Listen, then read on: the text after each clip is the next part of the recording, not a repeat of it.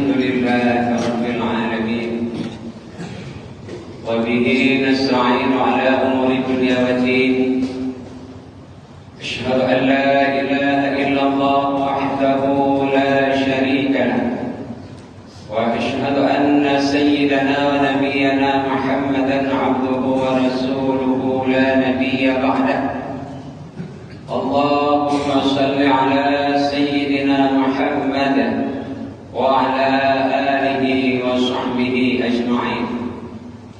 قال الله سبحانه وتعالى في كتابه الكريم أعوذ بالله من الشيطان الرجيم بسم الله الرحمن الرحيم ألم تر كيف فعل ربك بأصحاب الفيل ألم يجعل كيدهم في تضليل وأرسل عليهم طيرا أبابيل ترميهم بحجارة من سجيل فجعلهم كعصف مأكول. وقال النبي صلى الله عليه وسلم المؤمن القوي خير وأحب إلى الله من المؤمن الضعيف. صدق الله العظيم. Puji dan syukur pada hari yang mulia ini, marilah kita panjatkan kehadiran Allah Subhanahu wa Ta'ala, yang mana Allah masih memberikan kepada kita hidayahnya hingga pada hari yang mulia ini kita memenuhi panggilan Allah Subhanahu wa Ta'ala untuk rukuk dan sujud kepadanya di dalam masjid yang mulia ini. Salam dan salam saya sampaikan kepada pangkuan alam Nabi besar Muhammad sallallahu alaihi wasallam, yang mana kehadiran beliau di atas bumi Allah merupakan nikmat Allah yang terbesar bagi kita umatnya. Seandainya Allah tidak mengutus Rasulullah, maka sampai hari ini kita tidak pernah mengenal iman, kita tidak pernah mengetahui yang namanya Islam, kita tidak akan pernah mengamalkan ihsan di dalam menjalani hidup di atas bumi Allah Subhanahu wa Ta'ala. Demikian juga kepada anda sahabat beliau sekalian yang kami muliakan, imam masjid, pengurus masjid, tengku-tengku, urusi Ridwan Bandung, jamaah Jumat yang dirahmati Allah Subhanahu wa Ta'ala insyaallah.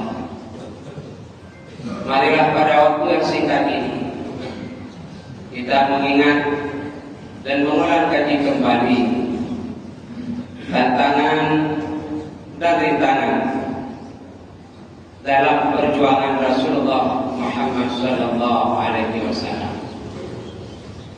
Tepatnya pada tahun 571 Masehi, seorang pemuda, seorang bayi yang kelahirannya menyinari bumi yang fana, seluruh dunia penuh dengan cahayanya yang dirahmati oleh Allah Subhanahu wa Ta'ala, yaitu Rasulullah Muhammad sallallahu alaihi wasallam. Masa remaja dan masa mudanya penuh dengan sanjungan, penuh dengan berbagai macam ujian. Penduduk Makkah sangat sayang dan sangat cinta kepadanya. Wajahnya yang begitu tampan, kulitnya yang begitu bersih, akhlak dan adabnya yang begitu tinggi. Ayah telah meninggalkannya, ibunda juga telah menghadap Allah Subhanahu wa Ta'ala. Berkat kasih sayang dan cinta para penduduk Mekah, diberilah gelar kepadanya Al-Amin, orang yang dapat dipercaya, orang yang jujur.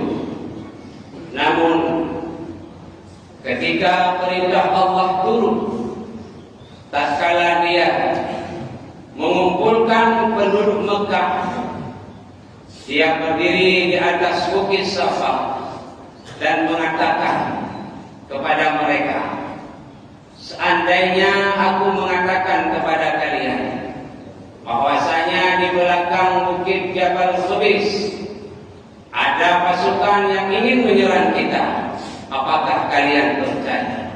Mereka menjawab, sadaqtana, kami percaya kepada kalian, kepadamu. Engkau adalah pemuda yang jujur. Kami sangat percaya apa yang engkau katakan.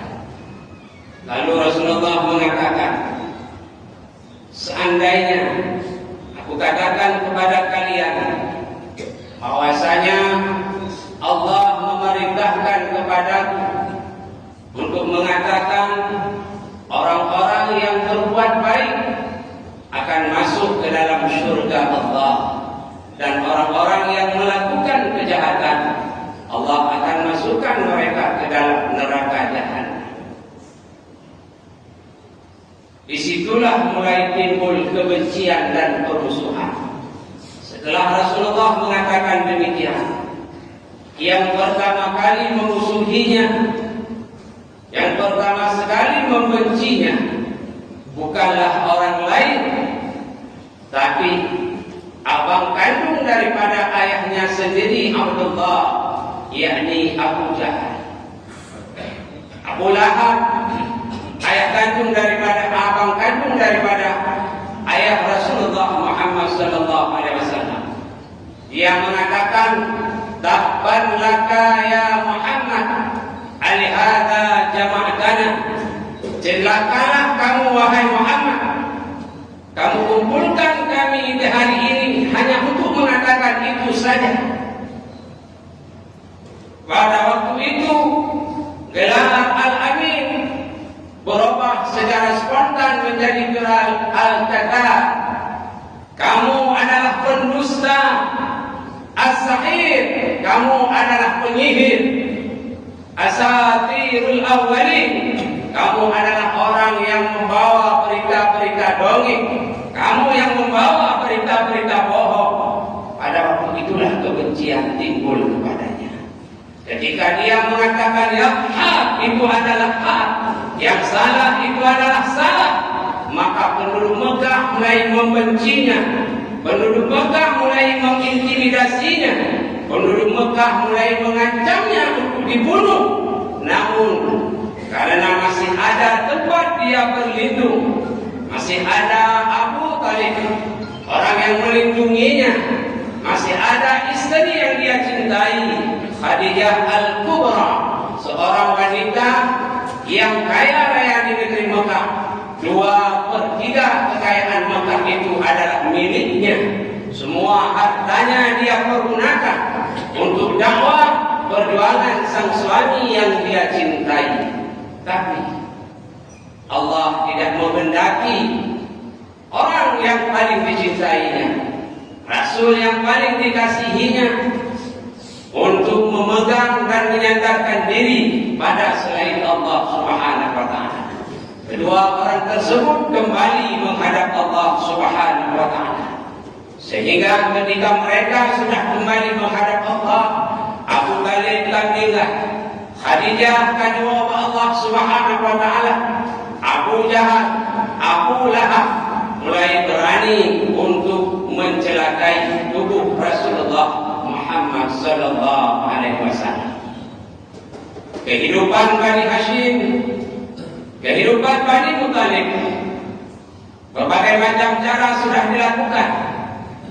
Ternyata api itu terus membesar, berkobar, membakar kemusyrikan, menghanguskan kemurtadan di tengah-tengah kafir Quraisy yang berada di Mekah pada waktu itu.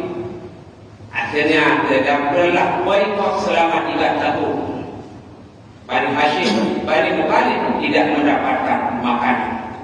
Mereka harus memakan daging kain demi apa yang telah diperjuangkan oleh Rasulullah Muhammad sallallahu alaihi wasallam. Hidup mereka tertindas, namun Allah membantu mereka. Boikot pun selesai. Abu Jahal dan Abu Lahab tidak pernah berhenti untuk melakukan serangan-serangan kepada Rasulullah dan para pengikutnya. Akhirnya Rasulullah pergi ke negeri Taif dengan harapan di sana dia akan diterima dengan baik. Ternyata kedatangannya ke negeri Taif tidak disambut dengan tala'al badru alaina, tidak disambut dengan karpet merah, tapi disambut dengan lemparan batu, disambut dengan lemparan tulang unta, disambut dengan lemparan kayu, pecah keningnya, pecah tumitnya, darah keluar. Rasulullah berlari bersembunyi di balik bukit. Jibril dan malaikat Jabal turun berjumpa dengan Rasulullah Muhammad sallallahu alaihi wasallam. Jibril mengatakan, Muhammad, setetes saja darahmu tumpah di atas bumi Allah Subhanahu wa taala, maka negeri Taif itu akan aku tenggelamkan di dunia ini. Rasulullah menutup kedua. Rasulullah menyambut darah yang berada di kemitnya. Jibril kembali. Malaikat Jabal penjaga gunung dan penjaga bukit di bumi Allah menawarkan kepada Rasulullah, Muhammad, tunjukkan kepadaku bukit mana yang harus aku cabut dan aku timpakan ke atas mereka, Muhammad. Tunjukkan, Muhammad. Rasulullah mengatakan, jangan. Mereka tidak tahu aku ini Rasul. Malah Rasulullah menengadahkan tangan. Ya Allah, hanya kepadamu aku mengadukan diriku, ya Allah. Aku adalah hamba-Mu yang lemah. Aku adalah hamba-Mu yang dhaif. Aku hina di tengah-tengah manusia, ya Allah. Tidak ada lagi tempat aku mengadu. Tidak ada lagi tempat aku bersandar. Kedua-dua mereka telah Engkau ambil kembali. Hari ini hanya ada dirimu tempat aku adukan nasibku, tempat aku sandarkan diriku, ya Allah.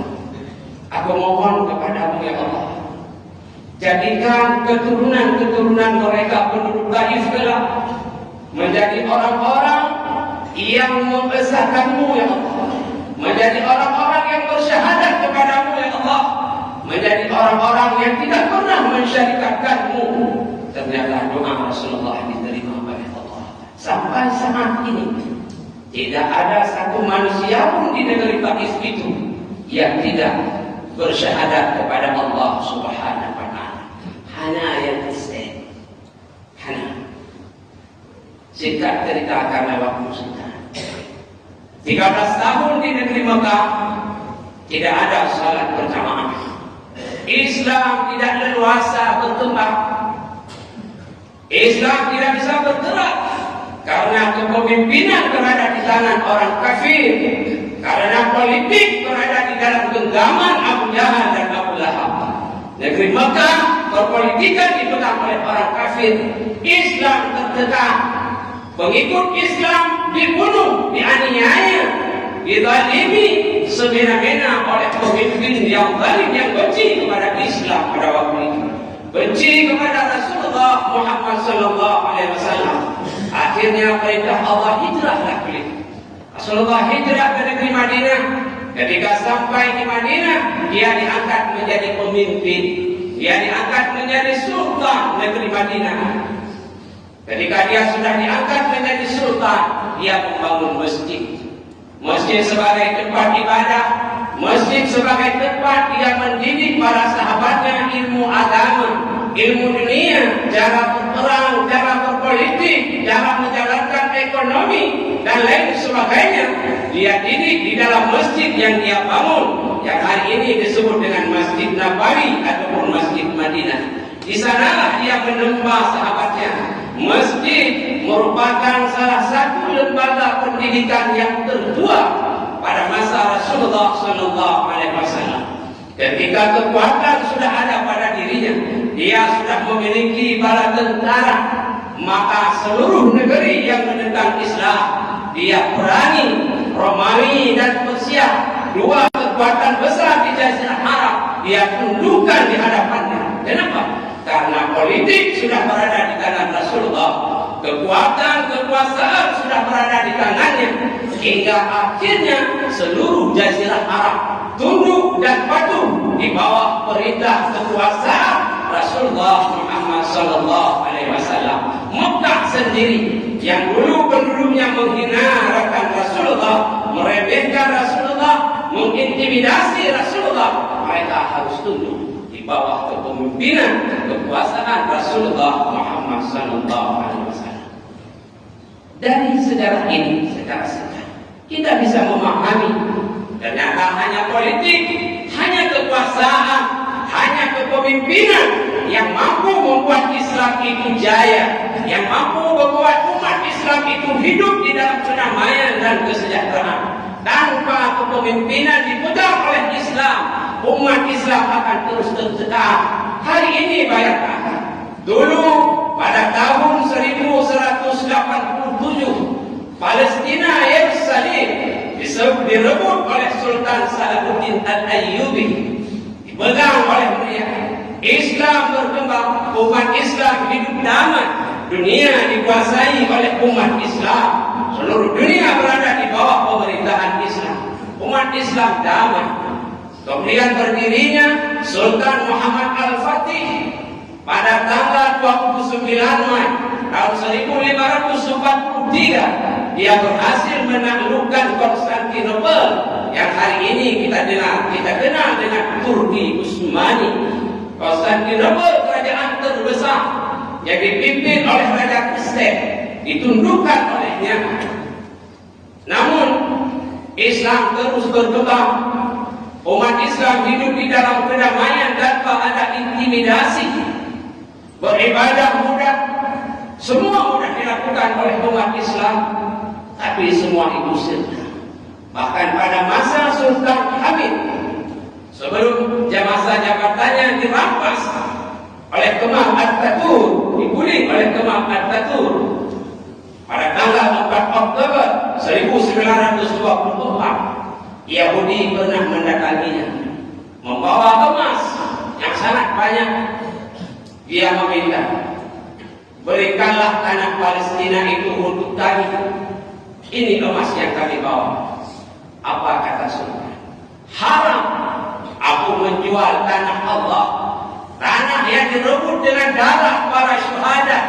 Haram aku menjualnya.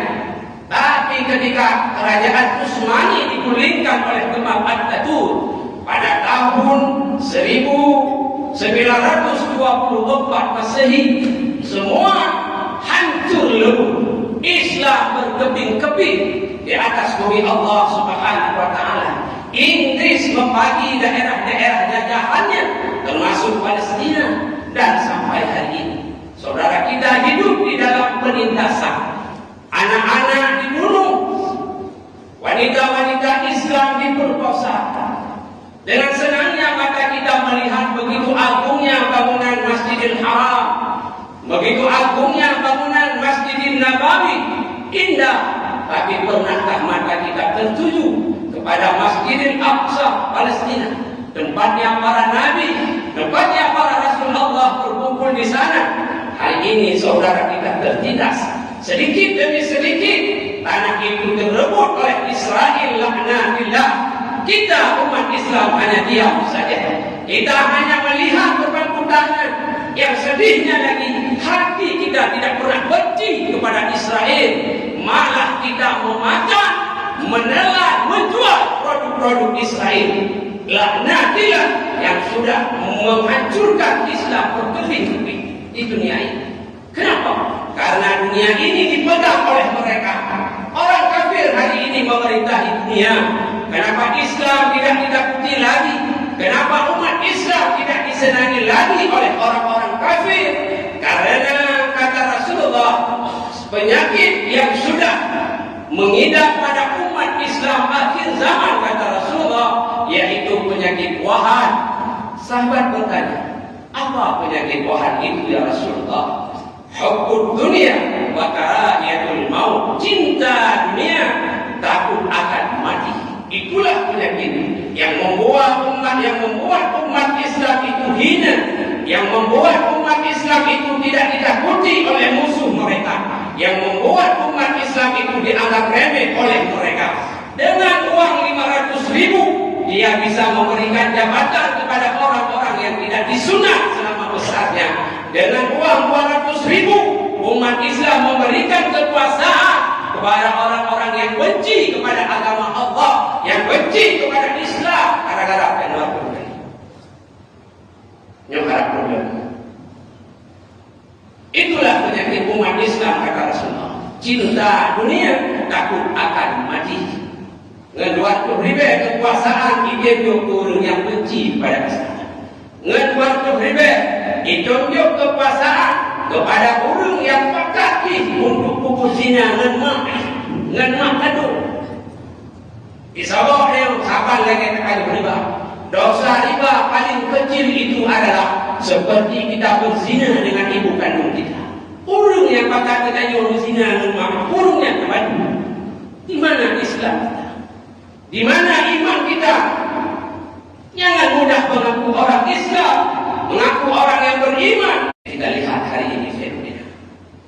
Dulu umat Islam hidup mereka hanya ish karimah atau syahidah, hidup sukses dan bahagia atau mati syahid. Maka Islam ditakuti dan disegani di dunia pada waktu itu, dan Islam menguasai dunia. Hari ini telah hilang. Oleh karena demikian, urusi kelutuan dan bisa. Jangan biarkan Islam itu dihancurkan oleh orang-orang yang munafik. Lahirnya Islam tapi batinnya kafir. Udin saja dengannya orang Islam, tapi Islam dibantu daripada dalam. Maka hati-hatilah lagi. Mari kita kembali kepada agama Allah. Kita mohon kepada Allah agar Allah membebaskan saudara-saudara kita di Palestina. Mari kita tanamkan moto ish kalimah Allah syahidah. Kalau tidak, kita tidak akan pernah makin. Kita terus berjajah, kita terus terintimidasi, terzalimi di atas bumi Allah Subhanahu wa Ta'ala. Kesimpulannya, waktu yang singkat. Apa yang telah kita bicarakan tadi? Kesimpulannya adalah politik ataupun kepemimpinan, kekuasaan merupakan fondasi utama untuk menjadikan Islam itu sebagai agama yang menguasai dunia, dan untuk menjadikan umat Islam sebagai umat yang mengayomi dunia. Agama apapun hidup di bawah kepemimpinan Islam, mereka akan damai, akan sejahtera. Tapi umat Islam jika hidup di bawah kepemimpinan agama yang bukan Islam, maka umat Islam akan tertekan, akan terzalimi, akan direnggut imannya dari dalam dadanya, dan Islamnya akan dihilangkan selama belum umat Islam itu tunduk dan patuh atas aturan dan undang-undang yang telah dibuat oleh orang-orang kafir, orang-orang yang benci terhadap Islam dan pengikut Islam. Mungkin hanya ini yang khatib sampaikan. Lebih dan kurang mohon maaf. Kita masuki ke dalam dua berulang khutbah di mana ada kejelasan dan kekurangan. Mohon ditegur agar Jumat kita sah diterima oleh Allah Subhanahu wa Ta'ala. Alhamdulillahirabbil alamin. Allahumma shalli ala sayyidina Muhammad wa ala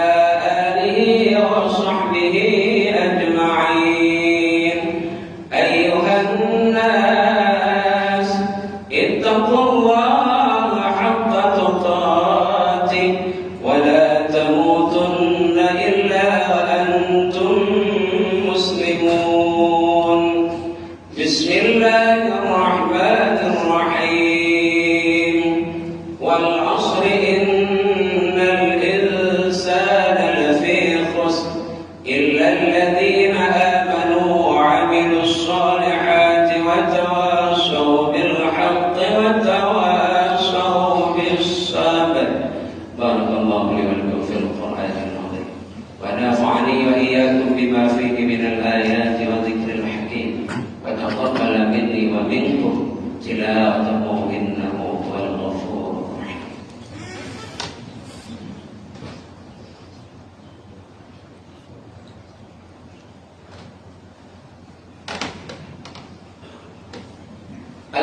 الحمد لله رب العالمين. اللهم صل على سيدنا محمد وعلى آله وصحبه أجمعين.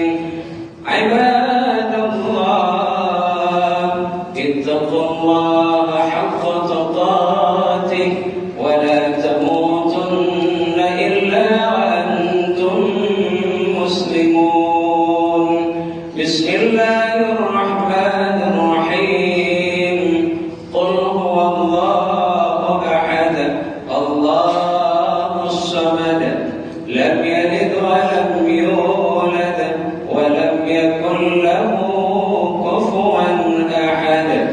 اللهم اغفر للمسلمين والمسلمات والمؤمنين والمؤمنات الأحياء منهم والأموات برحمتك يا أرحم الراحمين. اللهم أعز الإسلام والمسلمين. اللهم انصر إخواننا المسلمين والمجاهدين في فلسطين. اللهم انصر إخواننا المسلمين والمجاهدين في فلسطين. اللهم انصر إخواننا المسلمين والمجاهدين في فلسطين وأهلك الكفرة والمشركين. إن الله على كل شيء قدير. ربنا آتنا في الدنيا حسنة وفي الآخرة حسنة وقنا عذاب النار. عباد الله، ولذكر الله أكبر والله يعلم ما تصنعون. أقم الصلاة.